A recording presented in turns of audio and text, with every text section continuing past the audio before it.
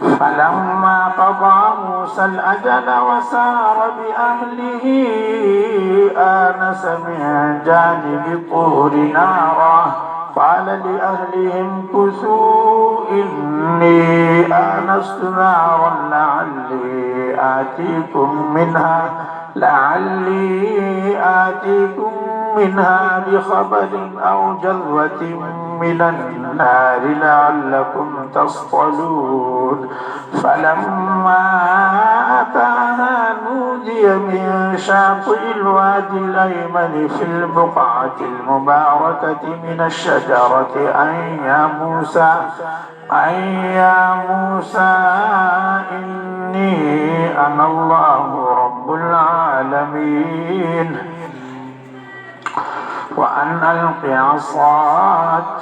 فلما رآها تهتز كأنها جان ولا مدبرا ولم يعقب يا موسى أقبل ولا تخف إنك من الآمنين اسلك يدك في جيبك تخرج بيضاء من غير سوء واضمم إليك جناحك من الرهب فذلك برهانان من ربك إلى فرعون وملئه إنهم كانوا قوما فاسقين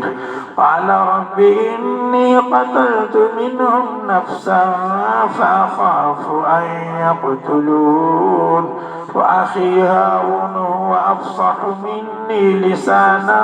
فأرسله معي يرد أن يصدقني إني أخاف أن يكذبون قال سنشد عضدك بأخيك ونجعل لكما سلطانا فلا يصلون إليكما بآياتنا أنتما ومن اتبعكما الغالبون فلما جاءهم موسى بآياتنا بينات قالوا ما هذا إلا سحر مفترى وما سمعنا بهذا في آبائنا الأولين وقال موسى ربي أعلم بمن جاء بالهدى من عنده ومن تكون له عاقبة الدار إنه لا يفلح الظالمون وقال فرعون يا أيها الملأ ما علمت لكم من إله غيري فأوقد لي يا هامان على الطين فاجعل لي صرحا لعلي أطلع إلى إله موسى وإني لأظنه من الكاذبين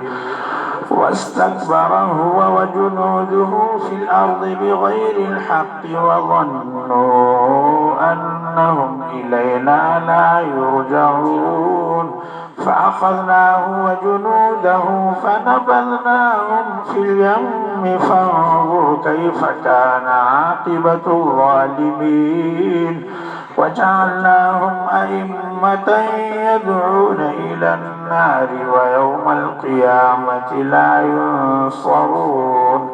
وأتبعناهم في هذه الدنيا لعنة ويوم القيامة هم من المقبوحين